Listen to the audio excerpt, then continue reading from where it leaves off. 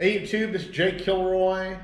Welcome back to the shop. Thank you for joining me in this crisp November afternoon.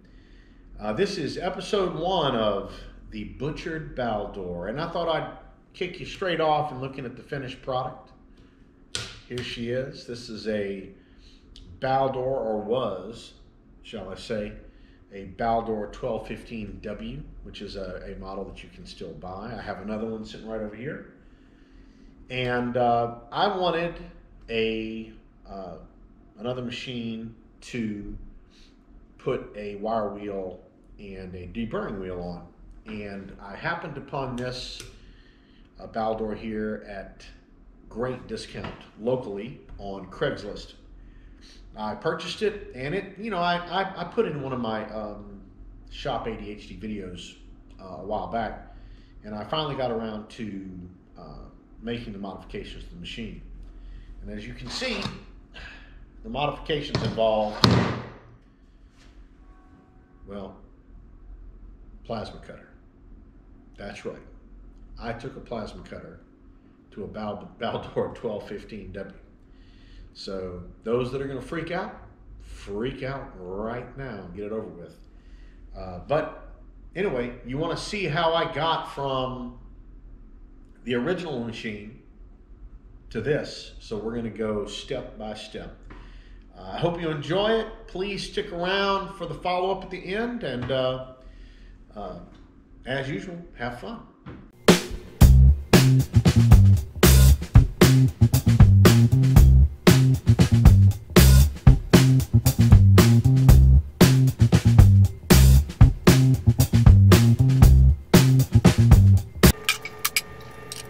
Alright, start the project with a little tear down.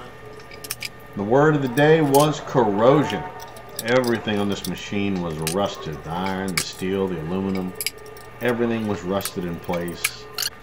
It was not in a great condition by any means.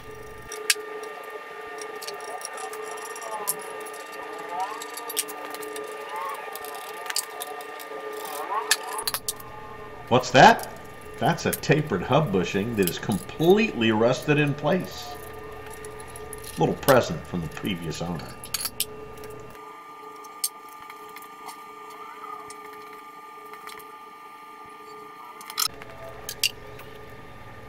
Well, you notice we made some progress. I edited out all of the non-family friendly sections of the video. There was much swearing and consternation.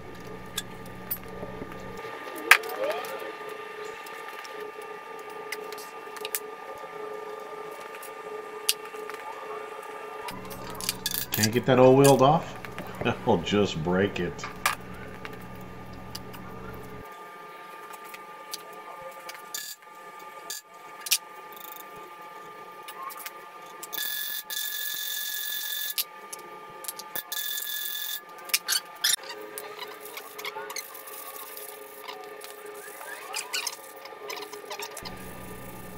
I really had a hard time getting those inner flanges off. I don't have a puller with long enough reach, and it was a real pain. They were really corroded in place, totally dry up in there, white powdery corrosion from the aluminum, and they were really a pain to get off of there.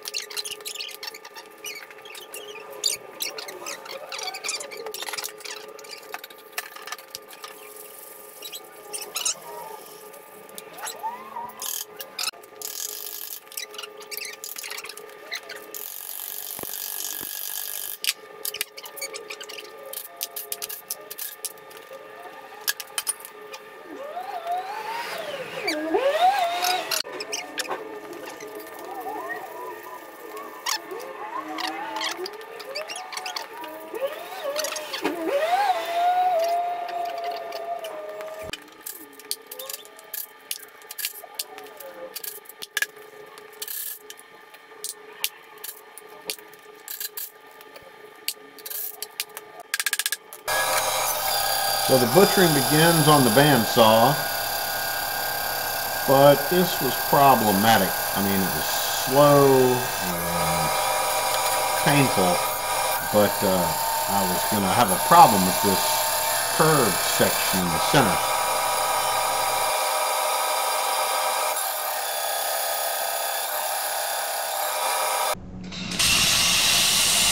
So modern technology to the rescue.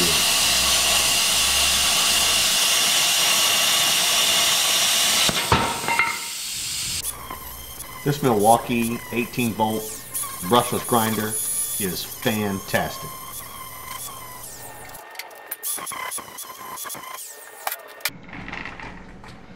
So here's the finished product after much making of sparks and lighting a couple of shop towels on fire. Looks almost factory, doesn't it? Under our next challenge, broken bracket for mounting the switch enclosure. So cleaning up this bracket, I was under the impression that this was probably a magnesium alloy, and I was wrong.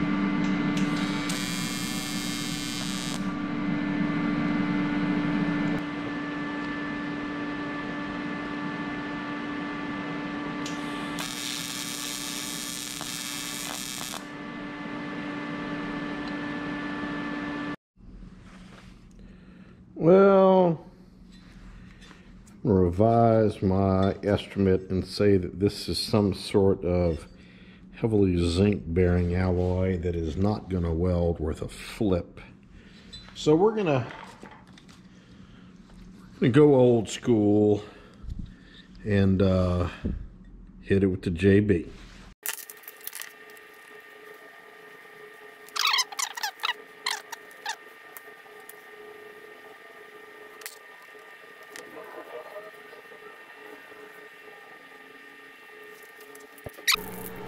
Little rattle bomb Rust-Oleum to the rescue. And we are starting to go back together.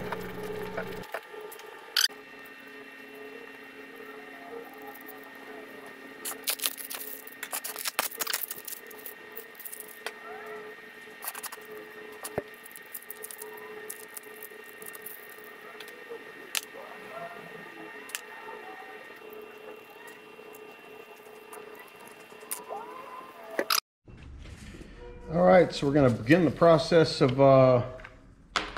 rewiring this for low voltage, and Allen Bradley, now owned by ABB, nice enough to provide full online documentation. We need to join 4, 5, and 6. That's 4. What I'm going to do here is I'm going to clip off these old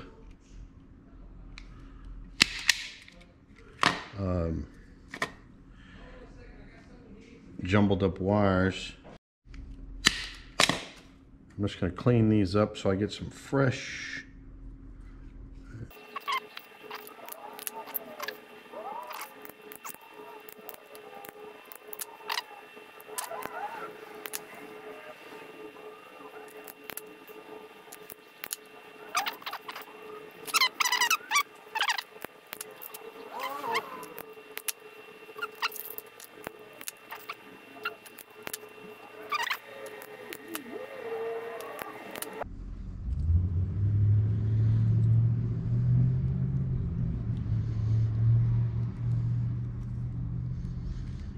Okay, so 4, 5, and 6 stay joined. 7 and 1 connect to T1. 8 and 2 connect to T2. And 3 and 9 connect to T3s. This is just legs 1, 2, and 3 for my 3-phase service. We'll hook them all up, see which way it's running. If any of them are backwards, if it's running backwards, we just swap any leg and we're good to go.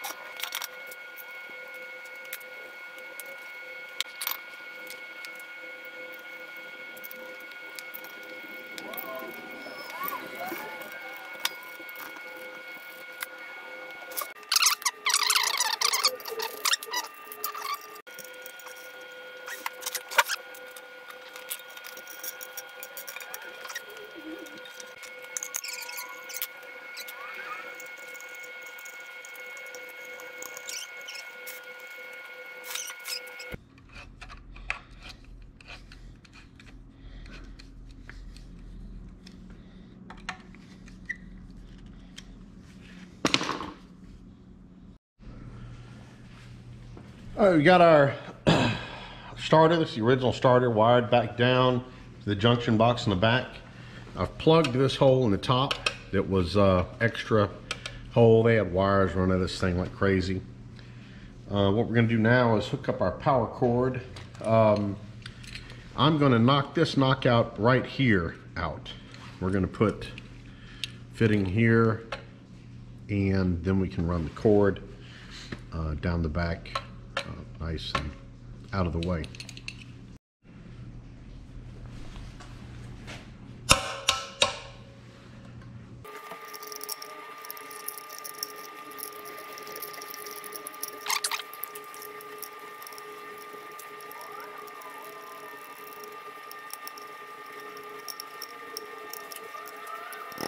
Alrighty, so one thing you might notice, this box does not have a ground lug in it, so we're gonna have to add one. And I'm hoping I can fit one right in here. Just use this screw, put a ground lug right there, because it does not have one.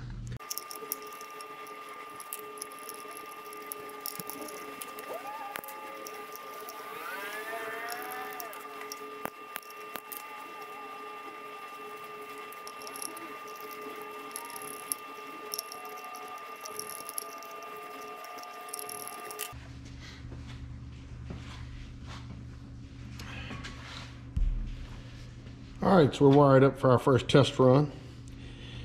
I use dryer plugs.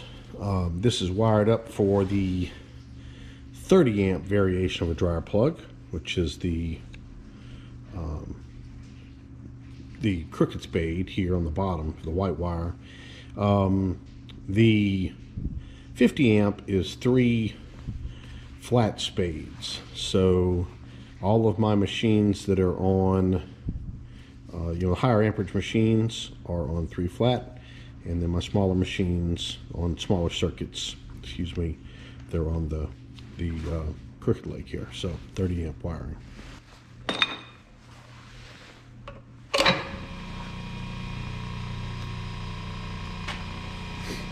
All right, there she goes. She's a running.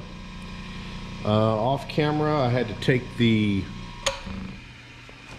starter apart, and I had to take the starter apart and clean it up.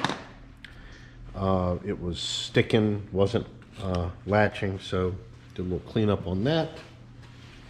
And other than that, smooth, baby.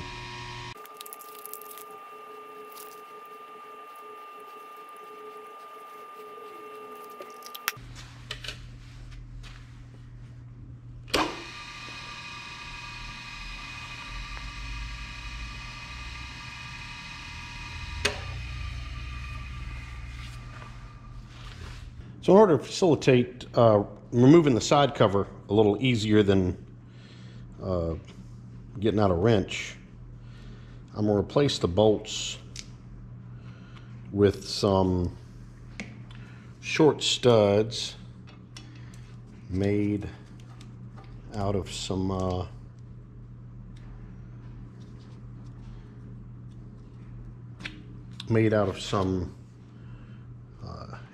inch-and-a-half long 3/8 by 16 bolts, and then I'm going to use some wing nuts to help hold these things on.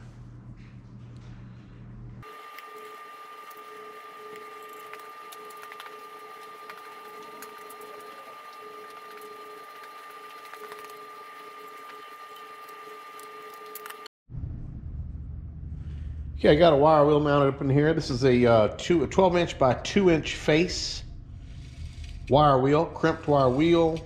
I believe it's 21 wire. I'm not sure. It's stainless steel wire brush. Anyway, the face is 2 inches, but the hub is only about maybe 1 5/16 inches wide. It's much narrower than the face of the wheel. So what I've had to do, since it's not 2 inches, there's a gap. So what I did is I just took the leftover material from the spacer I made to mount this. in order to mount this wheel on here. And it doesn't have to be crazy tight.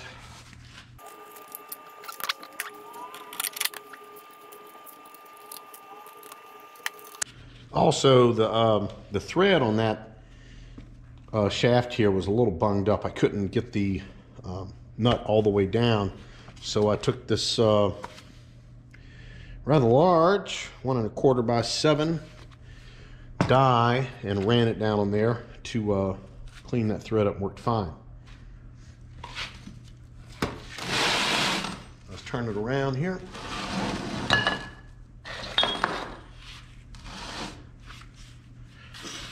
Now, before you fire up a wire wheel for the first time, or when you get ready to fire up a wire wheel for the first time, you should let it run for a good minute before you stand in front of it and before you start trying to do work with it. PPE is mandatory here. Wire wheels dislodge these little strands and they're missiles, so I recommend a full face shield as opposed to goggles. A full face shield and an apron and some kind of good protection on your hands, because these things they'll toss these wires out as they break free just through wear, and you'll feel them. They'll stick in you, right? So crank it up. And we're going to crank it up. I'm going to plug the machine back in. We're going to crank it up. And we're going to run this for a good minute without getting in front of it. Well, the camera will be in front of it, but I won't. All right, so we're ready to fire up for the first time. Again, let the wheel run for a good minute before you stand in front of it.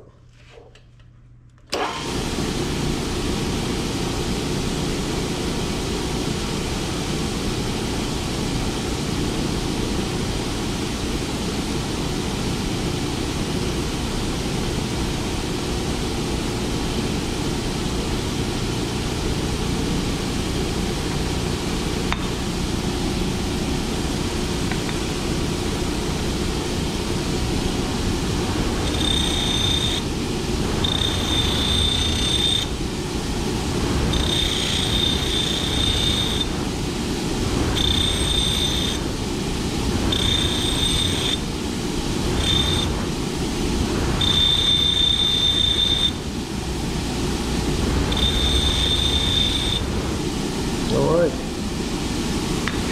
looks like a champ.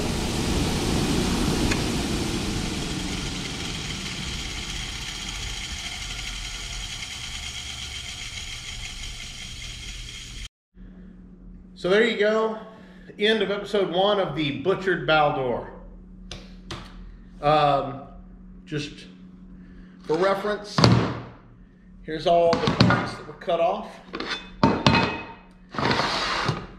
to go on the scrap bin, or maybe I can give those to Clark. He can melt those down to make some parts of quality cast iron there.